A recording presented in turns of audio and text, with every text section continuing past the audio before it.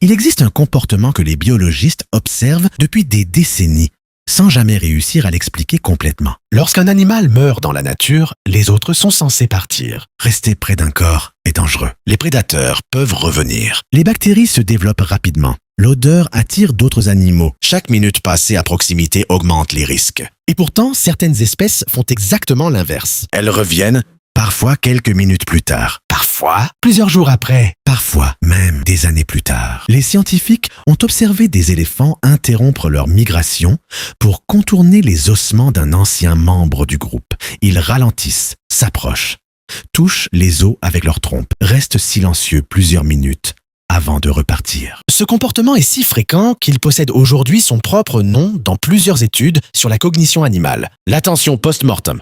Mais personne ne sait réellement ce qu'il signifie. Pendant longtemps, les chercheurs ont tenté de l'expliquer de manière simple. L'hypothèse la plus ancienne était celle de la curiosité. Un corps immobile représente quelque chose d'inhabituel dans l'environnement. Les animaux s'approcheraient simplement pour inspecter une anomalie.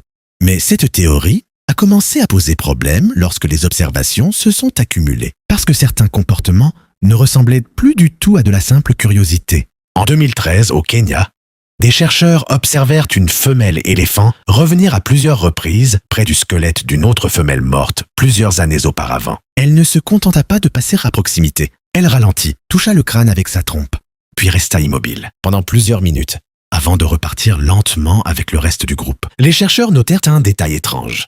Elle ignora complètement les ossements d'autres espèces présents dans la même zone, uniquement ceux des éléphants. Ce phénomène a été observé tellement de fois qu'il devient difficile de le considérer comme accidentel. Les éléphants semblent reconnaître les restes des membres de leur propre espèce. Mais la vraie question commence après. Pourquoi revenir?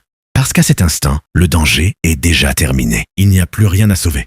Plus rien à défendre. Plus rien à fuir. Et pourtant il reste. Chez les orques, le phénomène devient encore plus troublant. En 2018, une femelle épaulard surnommée Talekwa donna naissance à un petit qui mourut moins d'une heure après sa naissance. Le groupe reprit sa route. Mais elle, non.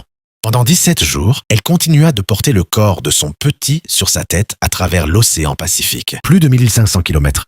Lorsqu'il coulait, elle plongeait pour le récupérer. Lorsqu'il dérivait, elle le repositionnait. Elle cessa presque de chasser, perdait du poids et continua malgré tout. Les biologistes marins qui suivirent l'événement eurent du mal à décrire ce qu'ils observaient. Parce qu'aucune explication purement instinctive ne semblait suffisante. Un instinct de protection parentale ne dure normalement pas aussi longtemps après la mort. Et surtout, le comportement devenait physiquement dangereux pour elle-même. Certains chercheurs commencèrent alors à employer un mot que la science utilise avec énormément de prudence lorsqu'elle parle des animaux. Le deuil, mais ce mot pose immédiatement un problème. Car pour éprouver une forme de deuil, encore faut-il comprendre qu'une absence est définitive. Et nous ne savons pas si les animaux comprennent réellement cela. Chez les chimpanzés, les observations deviennent presque inconfortables à regarder. Lorsqu'un membre important du groupe meurt, le comportement social change immédiatement. Les cris diminuent, les déplacements ralentissent.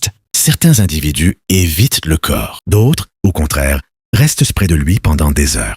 Des mères chimpanzés ont déjà été observées transportant leurs petits morts pendant plusieurs jours, parfois jusqu'au début de la décomposition, comme si quelque chose refusait d'accepter le changement. Les scientifiques hésitent énormément face à ces scènes, parce qu'il est très difficile de savoir si l'animal ne comprend pas la mort, ou la comprend justement trop bien. Puis il y a les corbeaux, et avec eux, le phénomène prend une tournure différente. Lorsqu'un corbeau découvre le corps d'un autre corbeau, il produit souvent un cri spécifique. D'autres arrivent rapidement. Ils se regroupent autour du corps, parfois en silence. Pendant longtemps, les chercheurs pensaient assister à une simple réaction de danger. Un prédateur a probablement tué cet individu, il faut donc analyser la zone. Mais certaines expériences ont montré quelque chose de plus complexe. Les corbeaux mémorisent extrêmement bien les visages humains. Dans plusieurs études, menées à Seattle, des chercheurs, portant des masques spécifiques, capturèrent temporairement certains oiseaux avant de les relâcher. Des années plus tard, les corbeaux continuaient à réagir agressivement au même visage. Même ceux qui n'avaient jamais été capturés auparavant semblaient apprendre le danger socialement. Le groupe entier retenait l'information.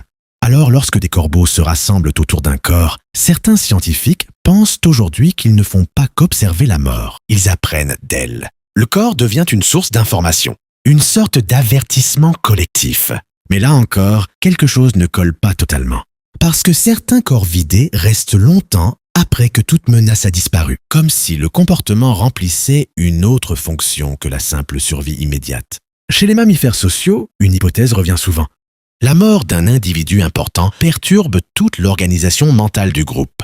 Les relations sociales des éléphants, des orques, des loups ou des chimpanzés sont extraordinairement complexes. Chaque individu connaît les alliances, les hiérarchies, les habitudes, les voix, les comportements des autres membres.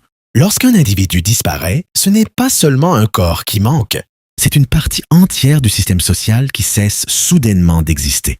Et certains cerveaux semblent avoir du mal à mettre à jour cette réalité. Chez les humains, les neurosciences montrent que le cerveau continue parfois à anticiper la présence d'une personne morte longtemps après son décès. Nous entendons sa voix. Nous croyons apercevoir sa silhouette. Notre cerveau continue de prédire sa présence parce qu'il y était habitué. Certains chercheurs se demandent aujourd'hui si quelque chose de similaire pourrait exister chez certaines espèces sociales. Pas nécessairement sous forme de conscience philosophique de la mort, mais comme une rupture brutale dans les attentes du cerveau social. Puis il y a les loups. Lorsqu'un membre de la meute disparaît, certains individus modifient complètement leur comportement. Ils hurlent davantage, cherchent plus longtemps, restent proches de certains lieux.